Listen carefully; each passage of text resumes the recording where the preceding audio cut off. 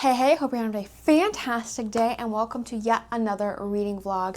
Now, in this reading vlog, I don't exactly know I'm going to read yet, but I do know for sure Trust of the Emerald Sea is by Brandon Sanderson is what I wanted to read first. And I'm going to a new library. I moved just a few months ago and I haven't checked out the library locally yet. And they put in like a new branch, like it's not even 15 minutes away. So I'm like, why don't I go check it out? Because I pass by it all the time, but I never have actually been in it. And so I'm interested. So I'm going to go see it and I figure we'll just pick out a few books then and figure out what we want to read after that. But I'm really excited because I have not read any Brandon Sanderson book yet. Now, I hear really, really good things. I think he would be a really good author for me, but I was just unsure of where to even start. And again, I'm just in this cozy fantasy mood, and I thought, well, Trust of the Emerald Sea is like a standalone in the Cosmo universe, if I'm correct. And so I'm like, well, I might as well just get into that. And the whole came up on my Libby app, and I was like, you know what, why not? Why? It just sounds good. Why not? So we're gonna check it out. I know it's about a young girl who I think she falls in love and she has to go and kind of go on an adventure and save him. That's all I know. That's literally all I know. I know nothing more than that other than it's a cozy fantasy. But it sounds intriguing, it sounds fun, and I'm ready to check it out. Again, maybe this isn't the best way to view Brandon Sanderson of doing one of his standalones within the Cosmere, not starting out with Mistborn or The Way of Kings. And I'm like, well, even in this just standalone, if I like this writing style, I know I'll like the others, and then maybe I'll feel a little more invested to get into the others. Because The Way of King, I know I have that one on my Kindle. I got on a Kindle sale a while ago. That's over 1,000 pages. Am I willing to sit through that if I don't like the writing? You know what I mean? It's hard to commit to him as an author if I don't know if I like his writing style, right? I don't know. Again, he's a very popular author, but I'm excited. I'm excited to try him out. I am really excited to go to the library and see what I can find. Again, I've never been here before, and it's a newer branch, and it looks super, super, super cool and not industrial, but new, right? New things. And so I guess we'll see. We'll figure it out, see what else I want to read in this vlog, and I will catch up with you guys here in just a few minutes. Let's go to the library.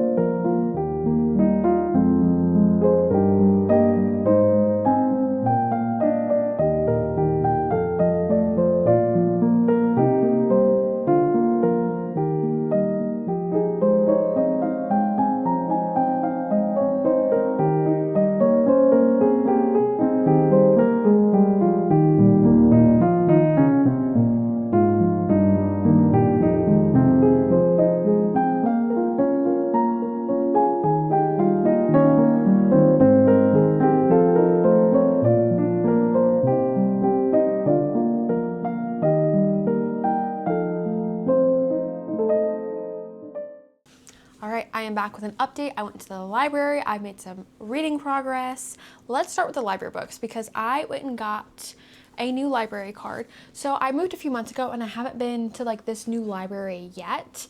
And it's literally just down the road. I pass by it all the time. It's not the main library because the main library is half an hour, 45 minutes away, in town. This is the north branch of it, and I pass by it literally all the time. So I decided to go in there and not only get another library card, obviously, for the Libby app. But I'm like, well, let's check out the selections and see what we can do with that. And of course, we have Leo, our guest here. He is scenting the books, apparently. And I thought they gave me like a bunch of different options of like which card I wanted to pick, and I just thought this one was really cute. It's just got public library on it. They had a bunch of like other really fun ones, but I just thought that one was the cutest, so I went with that one.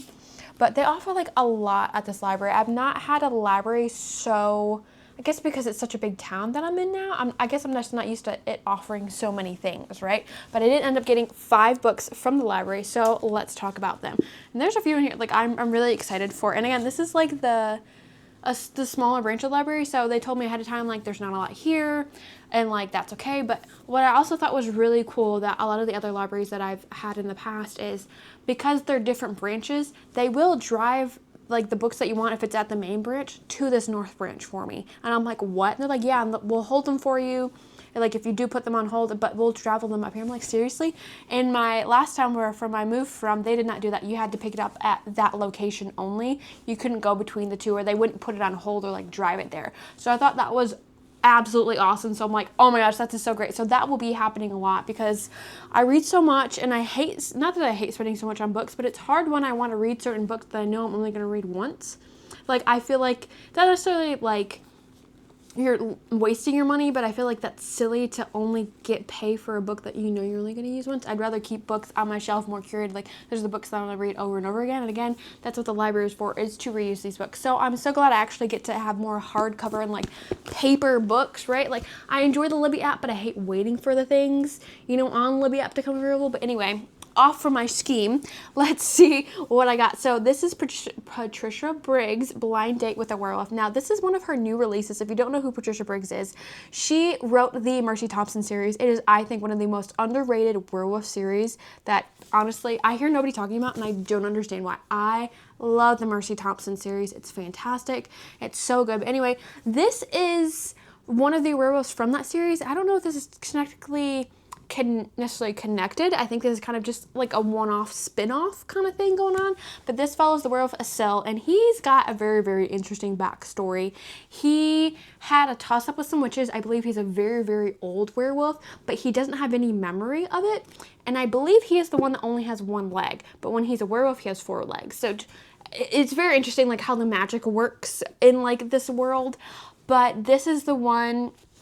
Again, it's a brand new release. I really don't know much about it other than all of his friends in this book kind of set him up with a bunch of dates, obviously, a blind date with a werewolf. And I think it kind of follows his love story. And I think I'm really interested to see, because I think Estelle is a very interesting character in the others, because he's very much a like a side character in the other books, because obviously Mercy Thompson's the main character. But I really like his character, and I always think he could use a redemption, so I'm interested to see how this goes. But I really love Patricia Briggs' writing, so I'm so glad that I saw this, because I've been wanting to read this since it has come out just within this last year, I think. So I'm super excited to get into this. Now this next one, I honestly have never heard of before, like ever, but I saw the title and I thought that just looks great. It's The Battle of the Bookshops by Poppy Alexander. She's also the author of The Littlest Library. Never heard of that either. But number one, I liked the title, and of course, you know how I am about the book covers. The book covers look fun. Honestly, I know nothing about this other than from the excerpt in the back. It's about like her great aunt owns like a library. It's been in the family for generations, and she ends up not being able to run it, or she dies or something. So our female main character moves from her big publishing job in London back home to like take over this library, ends up finding out that it's like in bankruptcy and like about to go to the bank, and she has to like deposit a bunch of money in order to like gain it back. And then in comes the rival and also the love main interest of the main male character. And he's like a rivaling family that they've been like feuding with last generation, so like Romeo and Juliet style. And he opens up a bookstore literally right across the street. And his is like new and modern and like really, really cool, versus hers is like old, like medieval vibes, like very cottage-y, stuff like that. And so I think it just kind of ensues from there, and that's literally all I know of it. I think it seemed cute. I thought it would be fun. It's almost summer, so I thought that would be a good read to add to it. Also, I don't know if it was like this at any other libraries, but you get 3 weeks with books before you have to return that. It was like you only got, I think, 13 days at my old library. Was it 13 days? I think it was either 10 or 14 days, but it depended on the book that you had. But most of the time it was like you had like 13 days before you get in, before you got to charge. Anyway, but I thought it was really exciting. So I'm like, okay, I have plenty of time to get through some of these books, like, especially the books that like, I didn't want to like leave them there to chance today, just in case. I'm just like, I know I'm going to read that here in the next week or two. You know what I mean? So I went ahead and grabbed this, but I just thought it looked really cute, really fun. So I'm excited to get into this one again. I know I've never heard of it, so I hope it's really good. The next is The Temple of Swoon by Joe Segura. I don't know if I'm saying that right. But again, I like the cover on this. I think it looks really fun. It looks goofy. I have seen this in Barnes & Noble, I believe. Yeah, I think the last trip I took to Barnes & Noble, like several months ago, I remember seeing this on the shelves. I'm like, that looks fantastic. Or either that or I saw it like on Goodreads or something. And I'm just like, that looks fun. I'm all about it. I think it's kind of like Lara Croft / The Mummy, 1999 The Mummy, like something like that. I think it's gonna be silly. I think it's gonna be goofy, some sort of romance. Obviously, like, I don't know, it seems like silly, goofy, and like a fun time. Again, I'm always in a silly, goofy, fun mood. I'm like really into these books. I'm sure it's probably not gonna be oh look, Allie Hazelwood put a little thing in the Ultimate Enemies to Lovers Adventure Rom-Com by Allie Hazelwood on her, this little excerpt from The Temple of Swoon. So, Allie Hazelwood is one of my favorites too, so she's liking it. I'm sure I'm gonna like this. I don't know. It looked fun. It looked goofy. It's something else to break up some of the heavier fantasy books, so I'm excited to get into this. I don't know. I saw it and I was like, I just went ahead and grabbed it. You know, I couldn't stop myself.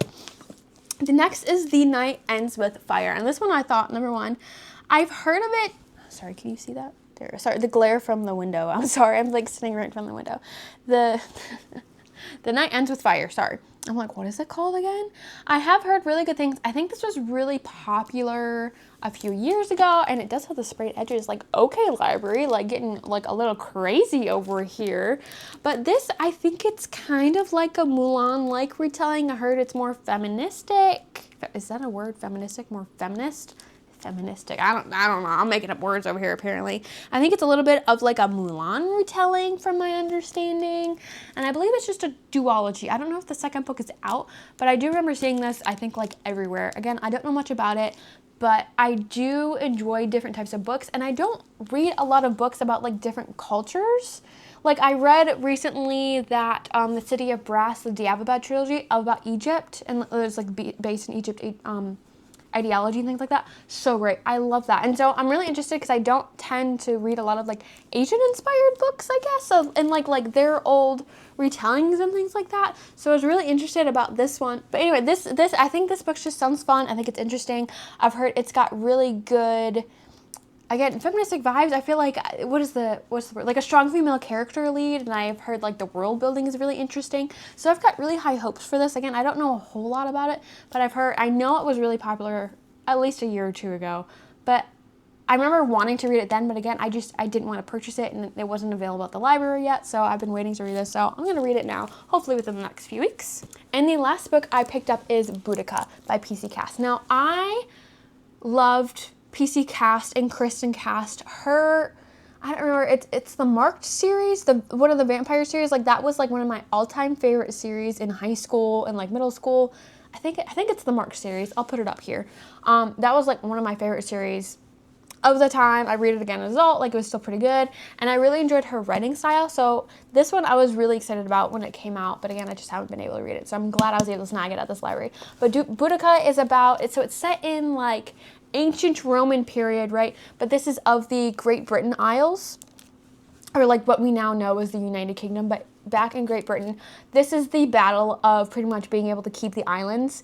And Boudica fights the Romans, and I believe from what I remember of history, I watched a documentary on her like a few years ago. It's the only reason I know this.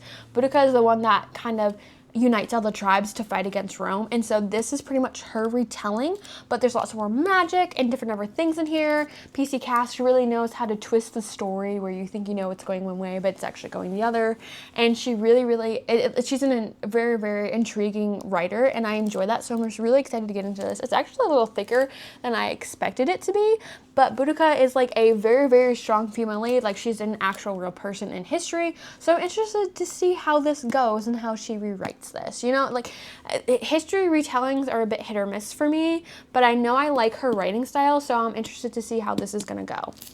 But that is my haul from the library. I think I have some pretty good picks. What do you think? Like, I was not expecting to get this many books. I was expecting to just get like maybe 1 or 2 and then seeing if I could do a couple holds like in the library, like online when I got home. But the fact that I brought home 5 books, and then I love the fact that they will drive the other books that I want to put on hold and like put it to like the smaller library, so I don't have to drive like 45 minutes to go pick up these books or return them. I love that. Oh, I love that. I'm so excited. So I'm so excited to get into these soon. But anyway, update on Trust of the Emerald Sea by whoa, sorry, I'm gonna squash my cat there. By Brandon Sanderson. I am loving this. I am enjoying. This is the first time reading Brandon Sanderson. I was a little unsure if I should start here because I know he's got a bunch of other books. Excuse me, he's trying to grab my papers here. I know he's got a bunch of other books, and Trust of the Emerald Sea is set in the Cosmere universe, and I have not read any other Brandon Sanderson book. I know I've got The Way of Kings, and then I've got The First Mistborn, but I have not started those yet because I know Way of Kings has like over 1,000 pages, and I'm not ready mentally to kick in, and I really thought starting this book would be like a good like intro to Brandon Sanderson. Like, am I going to enjoy his reading? Like, I know he's a very loved and very popular author, but I'm like, I don't know how I'm going to feel about him. You know, I get nervous trying, especially when a book is 1,000 pages long or more. I'm like, I have to really like the writer in order to like invest that much time. You know what I mean? Anyway, so I'm really glad I started with this. I think like I already enjoy the writing style. I'm sure it's much different to like a lot of the other books he's writing, but I'm really liking the story. So let me see how far I am into it. Actually, I think I'm about halfway from what I remember. Yeah, I'm at 49%. I'm enjoying it. I really love Tress as a character. Let me give you like the download of like kind of what's happening. So in this world, it's in the Cosmere universe, there we go. And in this world, there are different seas, but the seas aren't like water. They're made of spores. And there's lots of like dangerous spores everywhere. You have to be really wary. You have to, was it aluminum?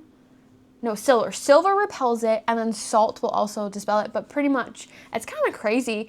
But like if you get infected with spores, it like spouts out of you. Like any type of moisture, so blood, tears, saliva, like it will burst out. It's kind of like I'm imagining, what is it called? The Last of Us, the show, or like the video game. It's kind of like that stuff. It's very interesting, like if that happens to you. But anyway, Tress lives on a small island. And in the middle of nowhere, they're not allowed to leave this island. And this island is not like a super popular place. It's very small, but it's really known kind of in the trade routes for all of I think they mine like certain coal and certain spores there and things of that nature. And it follows along our main character Tress, and she ends up falling in love with the Duke's son. And he is like a talker, right? He likes stories. He's very imaginative, and I think he's very interesting of a character. But pretty much, the Duke finds out that his son, of course, is of like high lineage, is talking to this Tress, who is just a window cleaner. He does not approve of that whatsoever. So he takes his son, and he's like, I'm going to go marry you off, and you're going to go live with royalty, and you're going to forget about Tress altogether. And so I love Tress so much. She collects mugs, and the way she's described is she's so ordinary. She's extraordinary, but she doesn't see it that way. And I love that. I love that in her character. She's like, well, all the other girls say they're different than everybody else. So, but I don't feel that way, so I guess I'm just like every other girl. You know what I mean? You know what I'm saying? Like, oh, I'm different than the other girls. But she's just like, but I guess I'm like everybody else. But even though she's like everybody else, but she's still alone because none of the other girls like her. I love her character. I love her thoughtfulness. But she collects mugs, and like these sailors will bring her these things because she'll help. She'll make like, she cooks a lot, and her parents knit socks, and it's really, really cute. I love her storyline. Anyway. Moving on, sorry, got on a little tangent there. The Duke's son, who she's in love with, and he also really loves her. He's just like, look, this is what I'm gonna do. I love you, you love me pretty much. I am not gonna marry. I'm not gonna do any of this at all. Like, I am going to make sure like these girls never fall in love with me. And like, kudos to you, dude, for like standing up to your dad and being like, no, I'm not gonna marry them. I'm in love with Tress, and I don't want to love anybody else. Like, kudos to you. He sticks to his guns. And something happens on his travels, because of course they have to leave the island, and something happens on his travels and he is lost. And so Tress, who is a homebody, who does never wanted to leave the island, like she only ever thought staying on the island, like in her comfort zone, she now has to kind of go on this quest and this journey to go and find him and rescue him. And it is fantastic so far. Like, I really would describe this book as the movie The Treasure Planet with a female lead, but with a romance aspect to it. And I love it. It's got this sci-fi adventure to it, but it's still set in very fantasy. It's still a cozy fantasy. It's easy to read. It's fun. It's engaging. It's very intriguing. And like, so, a lot of the other characters are really, really fun. Like, I'm really enjoying a lot of the side characters and the story building up between it. So Tress somehow finds her way off the island. I'm not going to reveal anything. And now we're kind of at this thing where she's trying to figure out, well, what do I do now? So we're kind of following Tress on this venture now. And she's kind of trying to just figure out how to get to him, how to save her love. And it's very interesting because, you know, she's just this young 17 or 18-year-old girl. And I really love her character development. I'm really loving a lot of the funny side characters that are happening. But I'm really loving the plot line too, because as fun as the plot line is, there's actually so many integral things happening that I'm enjoying. And I think it's really, really fun because it's keeping me engaged the entire time. So I'm interested to see where it goes from here, because we're kind of at a pivotal point where, like, Tress is, like, kind of, like, in the story now. She's kind of figuring out, like, what's happening, and she's, like, kind of digging her roots and, like, kind of changing who she is in order to, like, end up going and saving or finding the Duke's son that she loves. And I'm enjoying it. I'm having a great time. I loved it. Like, honestly, I can't say enough good things about this. I am surprised I'm liking it so much. I figured I would because it did seem my route, but I was a little unsure, right? Like, this is the first time reading this author. He's a big author, and it's like, I'm always scared when I read, like, more popular books. Like, am I actually going to like it, or is it hyped up to no reward? And that is not the case at all. I'm really enjoying it so far. So I am going to get into that. I think I'm going to go take a shower. I'm going to get ready for bed, because it's time for some PJs and relaxing time, and I think I'm going to read some more of Tress of the Emerald Sea. I think I only have a few hours left, so I might finish it tonight. And then tomorrow, there is a book sale, funny enough, at the Big Branch Library, so I might go down all the way to the library with my mom and check that out, but we'll see. I'm not sure if I'm going to do that or not, but we'll see if I end up doing that. But I'm excited. I'm excited to read the rest of the book, and I will get to you guys and give you a little update here in just a few minutes.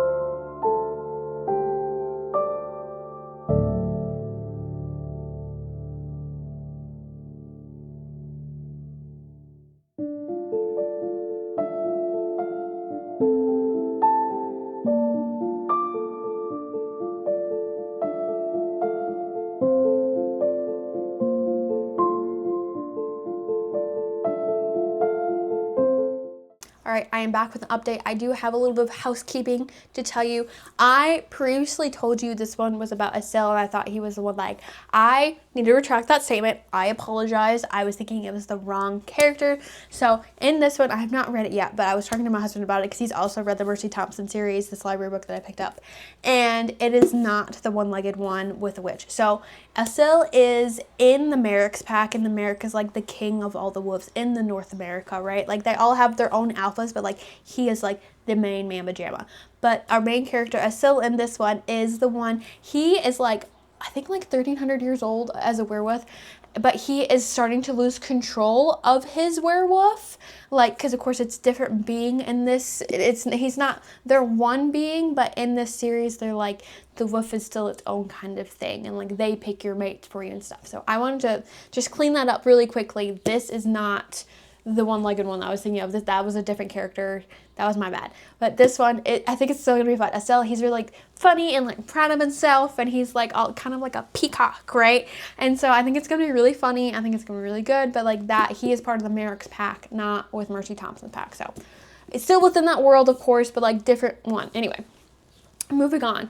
I did go to I told you there was like a library book sale. I did not get to film any of it, but let me tell you, I'm a little shocked how crazy that was. Like, my mom and I had like gotten there early. Like, she needed to get a library card too, since I had just done it like the day before, because again, she had just moved here as well. And I was not, we were there like technically we got there like 45-ish minutes early, but by the time we got the library card and everything, and we were standing there, like, it was dead serious. People are standing there with like boxes and bags. I'm like, were we supposed to bring a bag? Like, it was kind of wild. And then like when they finally let us in, there were like people like elbowing, and like I was nervous, right? Like, I'm not to say I'm not one to like integrate myself and like move, get out of the way, but like it's just for a book. Like, I mean, I love books and all, but like to get so aggressive over it, I don't know. It was wild. I've never experienced that in my life, but I mean, like pushing, and like there were some people who wouldn't move, or like there's this one girl, literally, she was literally holding like the stack was above her head, and she just kept like I mean, go for you, good for you, but like I'm not gonna fight you over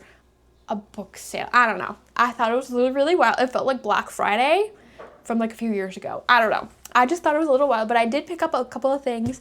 I picked up Wings of Fire. Now, I thought this was a different series, so I accidentally got this book. I thought it was the other series that I was looking for, so that was my bad. So I might just redonate this, or heck, I might read it. I have no idea what it's about, but it's not the series I was looking for, so that was my bad. But what I am excited for, it's a whole thing, okay? I got most of the Twilight series. Now, it's a whole thing. And let me just say, a few years ago, when my husband and I had moved, he accidentally, I had a whole box of like, of course, 'cause I've read for years, and an entire box of like almost all of my favorite books from like high school and middle school, he donated by accident. And in there was my original Twilight series, like the OG, and I love it. And I've been thinking about getting them again for a few years, and I'm like, but they're not my set, right? Like, I wanted my set of Twilight. But again, that was donated 4 years ago, and obviously still upset about it. I still bring it up several times to my husband of like some of the books I've had to repurchase, like of my favorites, but I saw these in the sale, and I was like, you know what, I'm gonna go ahead and grab it. They're not in like the best shape, and again, it's not the end of the world. I don't have to. I kind of hate how this is broken up, but it is what it is. I'm not upset with it. I'm going to read them again at some point, but again, it's not the end of the world. They all look fine. There's no annotations in them or anything. And so I did pick those up from the book sale, but I'm not gonna lie, I was like, I was a little upset with my husband when that happened, but we didn't know until like a month or like a couple months into even living over there, so there's no way I could have gone back to the Goodwill. But anyway, I got him. He's off the hook for right now. I did I found another, like, because I needed Eclipse. I think I found it on Pango. Was it Pango or Mercari? I think I found it on Pango. And so I ordered that. So that should be on its way. It was like $5. I was like, steal. Again, it does not have to be in the greatest condition, but I wanted these back on my shelves, and I saw them, and like, I had to. And then I also went to, again, it was like a few days later, but this morning it was what do they call it? So I live on a military base and at the PX, so it's kind of like our Walmart, I guess you just could describe, or like our little mall. They were having like a literary exchange kind of event thing happening, and there was a bunch of like bookish people there. There was a bunch of authors there with their books, and so I grabbed a few books trying to support some indie authors, and I got some really cool bookish stuff, so I figured I'd show you. This first one is The Dragon's Lair by Sharon Barnes. Honestly know nothing about it other than she's a dragon shifter, and that's all I know. And I did get one of her bookmarks. I believe her husband made these, and I loved it. I love skulls. I love anything to do with skulls or skeletons. Love, love, love. And let me show you her card. I don't know. It was really interesting. I was excited, and I did have them. I didn't even think about it, but my mom was there with me because she loves books too. But she's just like, we should have them sign all the books. I was like, oh my gosh, that is so, what a great idea. So what does this one say? Cheyanne, release your inner dragon and roar. Oh, I love that. I love that she did that, but she's personalized it for me. So I'm really excited. It's definitely a shorter book than like I would have expected, but it seems, 118 pages, but I don't know.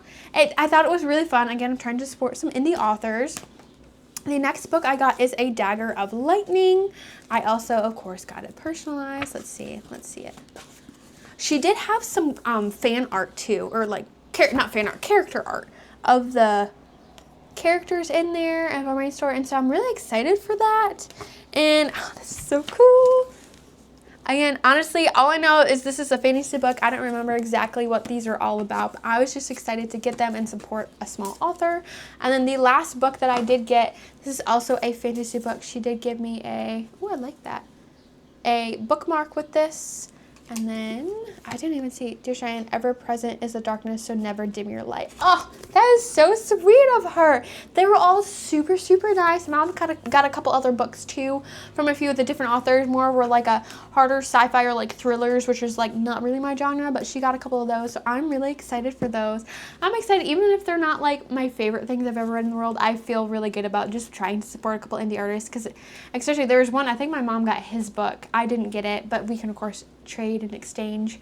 But he, I think this was his first book. He said it took him like 8 years to finally write it, and I think this is like his first book show, and so he was like really excited about it, and my mom had bought it, and because it was like not my vibe, not anything I would maybe write about, but I'm really excited. So I really have high hopes for all these authors. You never know, one day maybe they get picked up as trad published and we'll have the OGs, right? Like that happens so much in today's world. Like Serpent and the Wings of Night series, that was indie published. Like Carissa Broadbent, she is one of my all-time favorite authors. Honestly, at this point, there are several others. As much as I didn't love Serpent and the Wings of Night, the duology wasn't my favorite. I loved a lot of the other books she's come out with recently, and again, she was not trad published until like a few years in. Same with Dungeon Crawler Carl. Yeah, that was like 5 books in before it was traditionally published. Like, you never know. I don't know. So I was just super excited. Sorry, I'm trying to get like nerdy. I'm like yapping away here. And then the last thing I got was not books, but book related. Now this lady, this was her first time ever doing book stuff, or like going out. I don't know what she had. She didn't say she had an Etsy shop, but we asked if she had a card and she said no. And I'm like, you need to get one because I love her work. But I got some really cool book stuff so I can put on my shelves. Like I love skeletons, I love skulls, I'm a chiropractor, and so I loved this. That's gonna be beautiful. And then I got some really cool, let me pull them out of the bag here.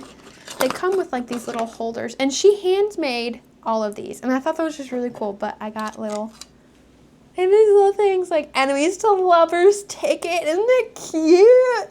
I thought it was so, ooh, I almost dropped it. They're so fun. And then I love these ones. Again, they're going to look so cute on my bookshelf, but the cozy vibes, I love it. I think it's so, I see them all the time in like Etsy or stuff like that, and I love that. But it's so hard to like pick, but like the fact that they were there in person, I just thought it was so fun.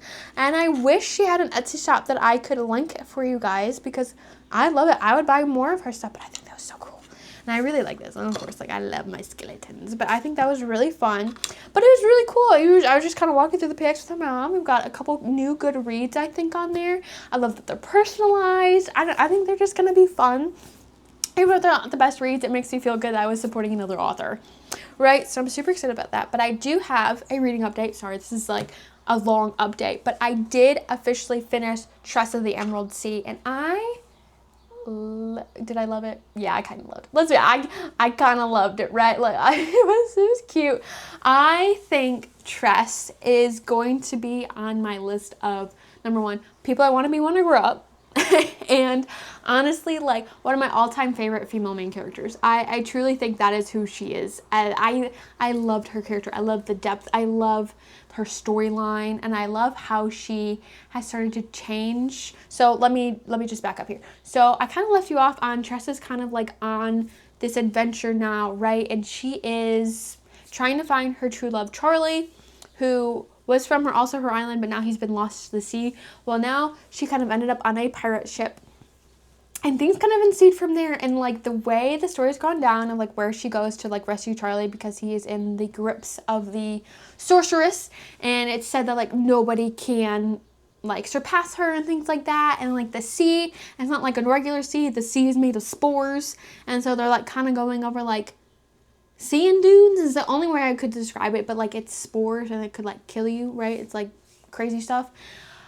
I liked it. I think it was a little out there. I don't know that I'd give this a 5 stars, but it's very close. I'd say like a 4.5 stars. Like, I really enjoyed the book. Like, I would definitely read it again. It wasn't quite a 5-star read, but it was almost there. And I really liked the writing style.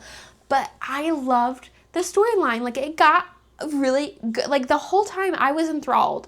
Like, I did enjoy it. I loved the characters. I loved the twists in it. And really towards the end, like, how it all kind of came about and like some of the revelations along the way, I loved. And I loved the ending. I think it was so sweet, the way she goes back and like after everything has happened, and I love that. I love the character growth of Tress, and I really just love Tress as a character. Like, she's going on my list of like all-time favorite female main characters. I really enjoyed her character and the way she was described. I think I said it before, but she's so ordinary, she's extraordinary, and I love that. I love her sympathy and compassion. I love the way how she's brave, and though she's so scared, she's still doing what she has to do to go and find Charlie, her love. And I like the way she cares for others. Like, I love everything about her. I love her character. I love the storyline. I would highly suggest it. It is more, I feel like this was listed as cozy fantasy. I feel like it's got more of a sci-fi aspect to it, which I was kind of expecting, but like, there are certain things that like I have a harder time conceptualizing because of the like the sci-fi-ish stuff. But again, that's not anything like bad or anything. It's just some of that stuff is like, wait, what? I haven't, like, you kind of have to think a little bit more, but like, I don't know how to like imagine that. But other than that, like, again, that's not a complaint. It's just like something I noticed, but I did enjoy it. I really liked it. I would highly suggest it. And anyway, moving on, I did start very briefly Temple of Swoon. I am on chapter 5, page 55. So I didn't realize, I had looked it up. This is the second book in the series. My bad, but it's an interconnected standalone, so I'm like, it's fine. Like, it's not a big deal. But so far in this one, it's following our main character, Miriam, who is an archaeologist. Now, there's something kind of going down, right? It's a very super secret dig that they have to go to, like, the Brazilian jungle, and it's all on, like, the hush-hush, because they don't want, like, other people to know, right? Like, it's, like, nobody say anything. So we're kind of following her along in the first few chapters, just trying to get to this one place of, like the start of their exhibition and, like, all the secrecy. She then meets our other main character, which is our love interest. This is, Raphael. Yeah, Raphael, and he's this like super hot Canadian dude, right? But he's got some like Brazilian roots, so he's like super pretty and good looking. But he is a journalist and like photographer kind of thing. And it's not like he doesn't love his job, but he wants to be able to like become a writer. And so he's kind of doing this job as like a last thing he wants to be done out of it. But he is there for like kind of nefarious reasons, right? He is there to like protect like where they're going to, what's it, the Temple of the Moon? Yeah, the lost city of the moon. Like, there's some connection of somehow he is supposed to protect it, and pretty much at all costs. And so he's kind of there to like ruffle the feathers and like not nobody to find it. But then of course, by chance, he ends up meeting Miriam before they even know they're on the same expedition. Of course, they're not supposed to tell anybody until, like, the group dinner. And, like, that's where I am now. Like, they just left the group dinner, found out they're both on this expedition. And, of course, she doesn't know he's about to, like, mess up all her plans. But she is team lead on this. And this is her, like, kind of her first time in her career to be able to, like, lead something of this size. And so it's interesting so far. And, like, it's raising a lot of questions as to, like, why do we like want to keep people away? Why? It's kind of like the lost city of the Mayans and things like that. Like, why did they like leave their place? And like, should we find this again? And maybe there's some curses. I don't know. It's interesting so far. Again, briefly into it, but like you can see like a little bits of romance in it. And it like, I really like Miriam so far. She's like silly and goofy because she just gets so nervous. She just says like the first thing that comes in her mind. And I like that. She's hilarious and she doesn't mean to be, but I like her. She's kind of, I don't know that I describe her as introverted. She's just not used to talking to other people other than like other archaeologists, right? I don't know. It's an interesting concept. I think it's fun. I think it's going to be a quick read once I get back into this, but I like that. But anyway, that is my update. I know it was a long-winded update. I apologize for that, but I had a lot to say.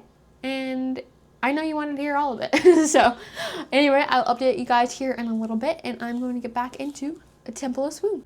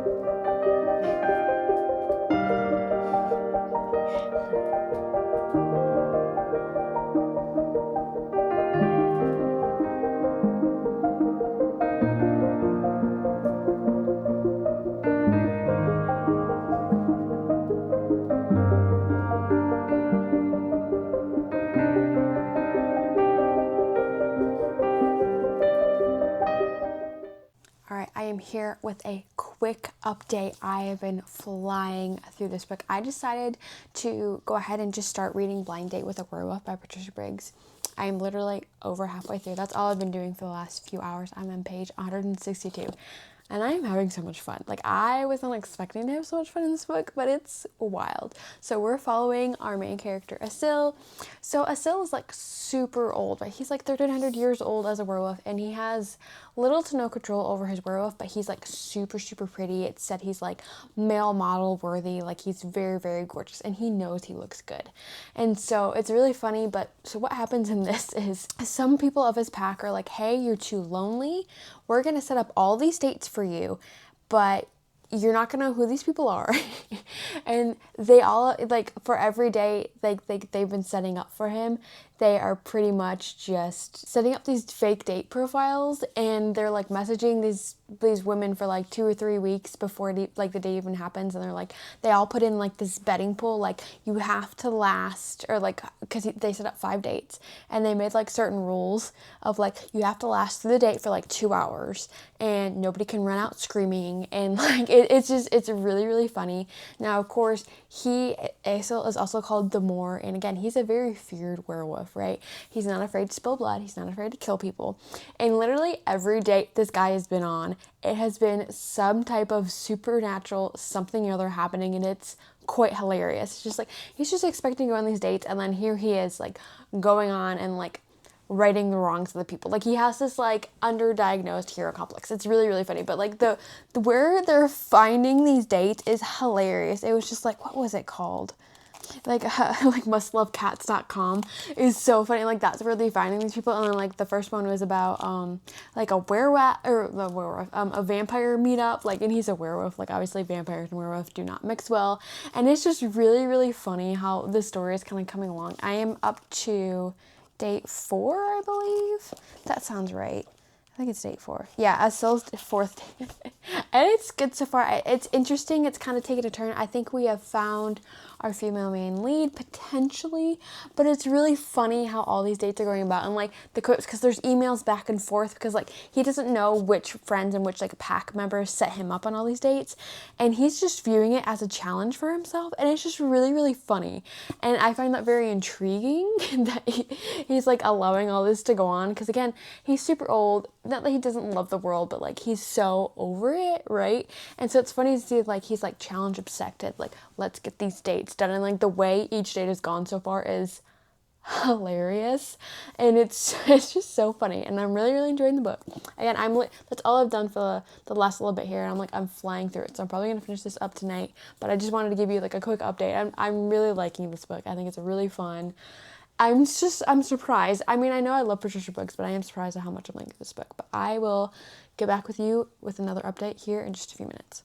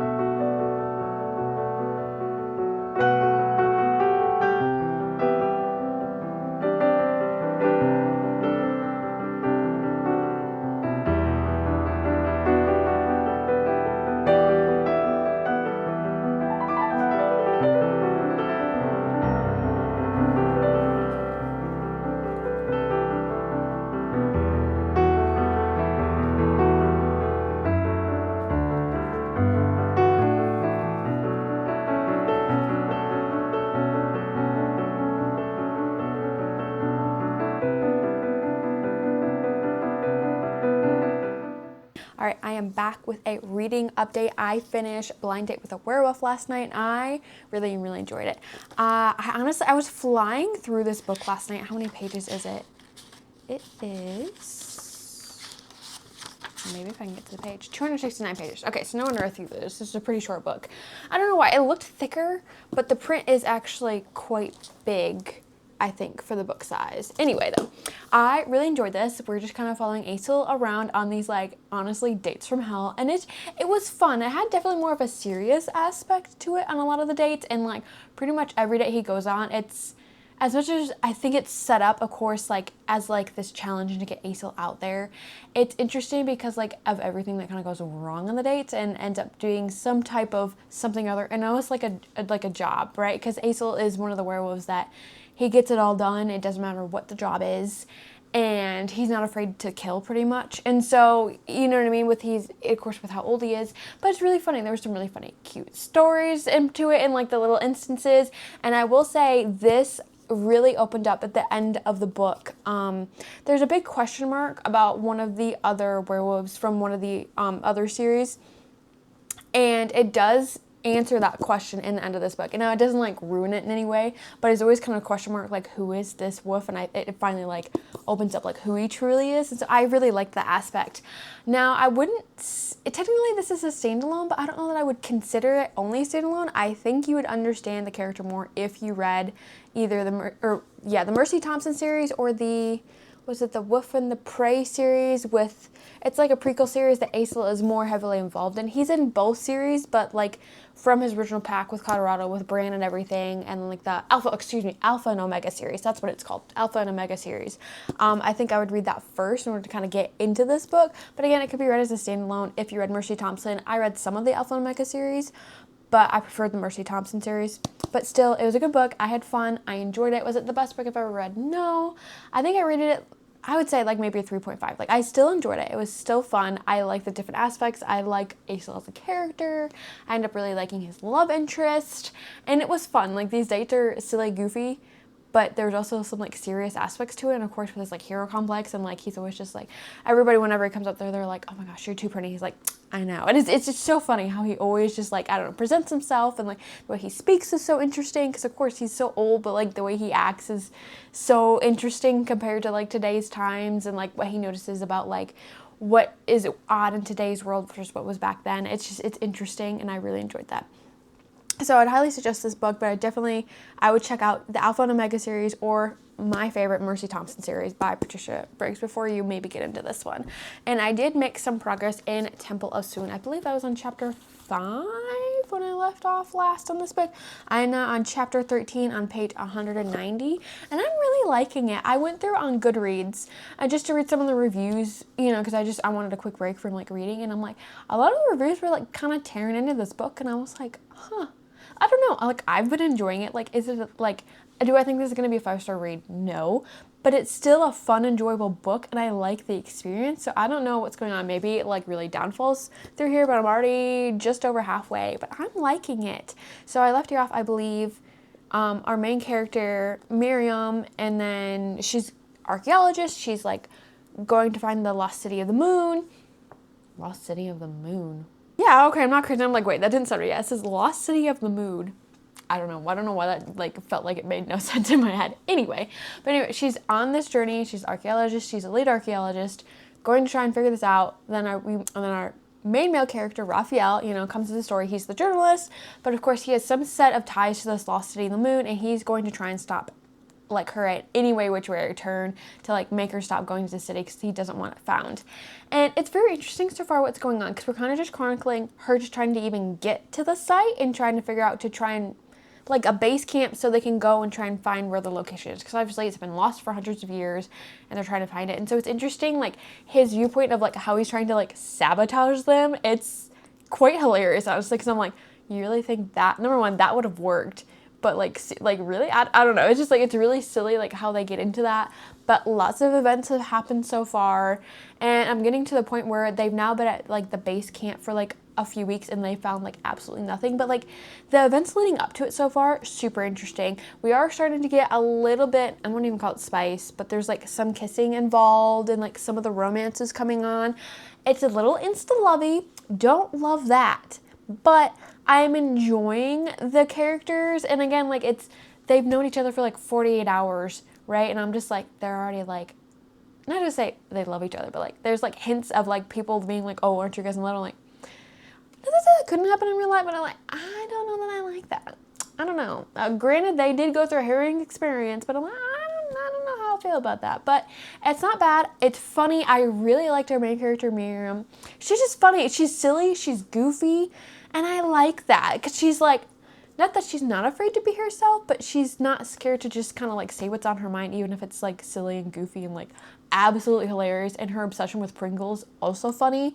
I don't know what it is, but it's so funny. And then of course our other main character, Raphael, is also, he's got certain quirks and stuff, you know, our journalist, but I don't know. I'm enjoying it so far. I don't know why there's so many like ribs going on at Goodreads. I don't know, maybe it gets worse as it goes on, but I'm enjoying it. I think it's a fun read. It's a quick read for me, and I don't know, it's just an enjoyable time. And I didn't realize, I don't remember if I mentioned this in my previous update, but this is book 2, not book 1 in the Interconnected series. That was my bad. But there are like some mentions of like the first 2 previous characters, so it really doesn't ruin this at all. Like I was really worried. I'm like, well, I don't know what happens with those other characters. Like, is it going to ruin this story? It is not. They play like a very, very minor part in this whole series so far, so I'm glad that didn't make a difference because I'm like, well, I don't want to return this to the library. I want to read this first.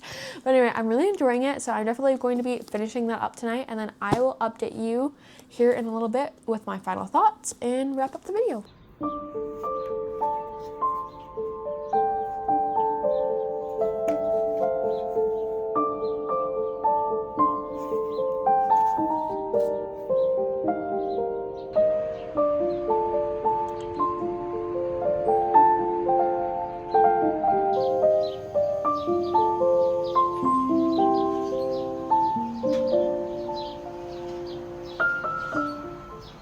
I'm here with a final update. I finished Temple of Swoon, and I don't know why there are so many bad comments about it on Goodreads, but I enjoyed it. Like, I didn't love the story, but it was really good. Like, I enjoyed it. I had a fun time, and like, that's all I was expecting on this book. I wasn't expecting it to be this like, oh my gosh, this is a 5-star. I don't know. It was a really good palette cleanser more than anything. Like, it was a funny, rom-com-y type vibe. You kind of got like the mummy aspect to it, like the 1999 movie The Mummy, like of adventure and like things like that, and like the romance.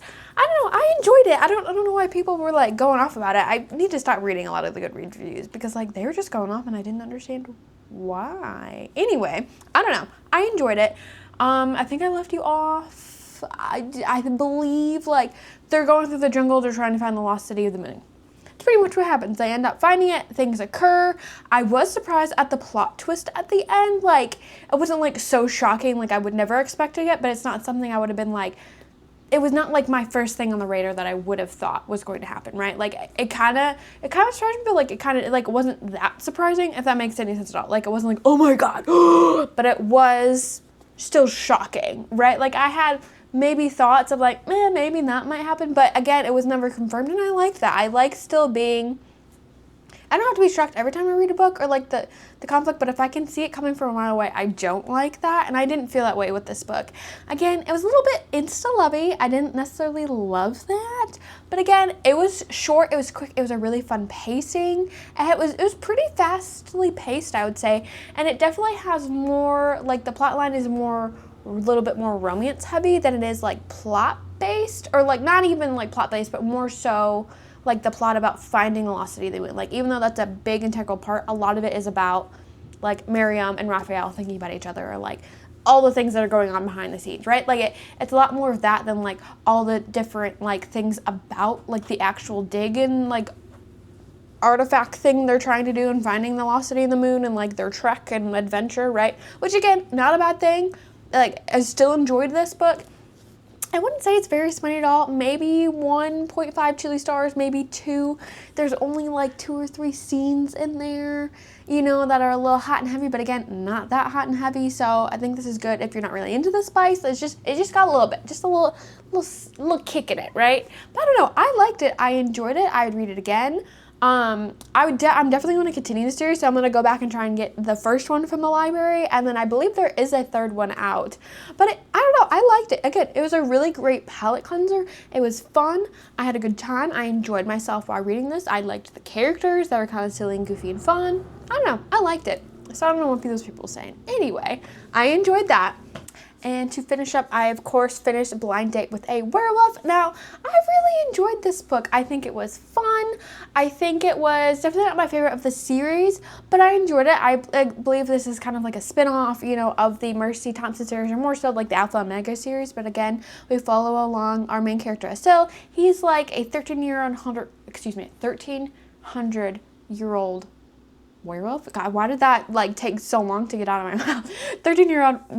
I can't, okay, he's old, okay? He's an old werewolf. I don't know why I can't say that today. He's an old werewolf. He's lost his mate, like, a long time ago, and his friends pretty much set him up on all of these dates, like, you have to go to these dates, and he sees it as kind of a challenge, because he has kind of lost control of his wolf. What do you call it? He views this as like kind of a challenge, right? He's just like trying to like prove the friends wrong, because like he doesn't know at the beginning like who the friends are, but he's like, I vow to like figure this out. And of course I give him like parameters of the dates, like nobody can run away screaming, you have to like be with them for at least 2 hours. And it's just really, it's silly, it's goofy, it's fun, it has some more serious aspects to it. There's some really interesting storylines that get brought up, and I will say the ending of this book was really good, but there's a little tidbit of information that you haven't gotten from all of the other books in the Mercy Thompson series. Like, there's a big question mark about Sherwood Post, one of the werewolves, about who he is, and that's revealed at the end of this book, and I like that. I don't know why. Like, of course, we all have our suspicions and theories of, like, all this other book, but, like, it's revealed in this one. I don't know why. Maybe it is revealed in the other book, so maybe I don't remember it being, but I'm pretty sure it's revealed in this book, and I'm like, wow, now that was a shocker. But I enjoyed it. It was fun. It was goofy. I would definitely suggest reading either the Alpha and Omega series or at least the Mercy Thompson series, so you kind of get an understanding of what's going on in this book and like who he is. But it was fun. I enjoyed it. He pretty much just goes on these dates from hell, and you have a good, fun, goofy time along the way with all the magic and other fighting things that kind of go on. But I enjoyed it. And then the last book I read was Tress of the Emerald Sea, and now I enjoyed my time so much reading this book. This is, of course, first time reading Brandon Sanderson, and I'm just shocked that I liked it so much. It was definitely Treasure Planet vibes, and I liked that. It was fun. I really, like, enjoyed Tress, right? I keep thinking Triss, but no, it's Tress. I really enjoyed Tress. I really think she's gonna go down as one of my all-time favorite female main characters. I really like the depth of the character and her thought processes and just kind of everything she goes through and how she just kind of grows up a little bit throughout the story. And I really just love her compassion and who she is as a person. Like, I really like her as a character, and I really, really liked the storyline. It was a cozy fantasy. It was definitely some more sci-fi elements thrown in there too, which was not a bad thing at all. I think that was really interesting. I enjoyed that part. A little bit was a little hard for me to, how do you describe it, like conceptualize, because I do have a little bit hard time conceptualizing a lot of the sci-fi stuff, right, space and everything. But anyway, we follow Tress along, and her love, Charlie, it's young love, but Charlie is the Duke's son, and the Duke is just like, you cannot be with a window washer, aka Tress. And so he takes away, and he's like, I'm gonna marry you off to all these princesses of whatever lands, whatever. And Charlie's just like, nope, I'm not gonna do that. I'm going to do everything I can to not marry. And like, kudos to him. But somewhere along the way on his journey, he ends up getting captured or something along those lines.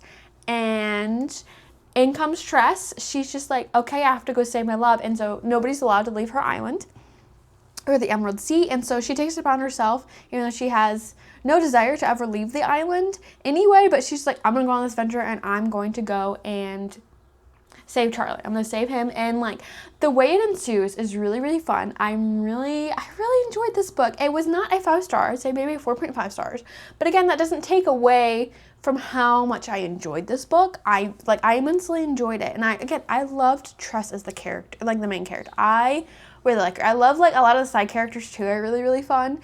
But I really, really just love Trust. I don't know. It's like I want to be Trust when I grow up. That's all I gotta say about it. But I hope you guys enjoyed. I really enjoyed reading all of these books. Like I think I somehow pulled a lot of good, fun books. And also, can we just talk about this color palette? Like how I ended up going with those books, and then like the Trust of the Emerald Green. Imagine that like on top of this, like with the green. I don't know what this color palette was like supreme. But anyway, I really enjoyed reading these books. I hope you enjoyed kind of follow me along reading these books as well. Let me know what you're currently reading in the comments down below. I'd love to know if you have any other maybe cozy fantasy books or books like similar to this, or if you have read Trust of the Emerald Tree, let me know how you feel about it, because I don't know, I was shocked by this. I really enjoyed it. But anyway, hope you guys had a wonderful time. I had a wonderful time reading with you, and I will see you on the next one. Happy reading!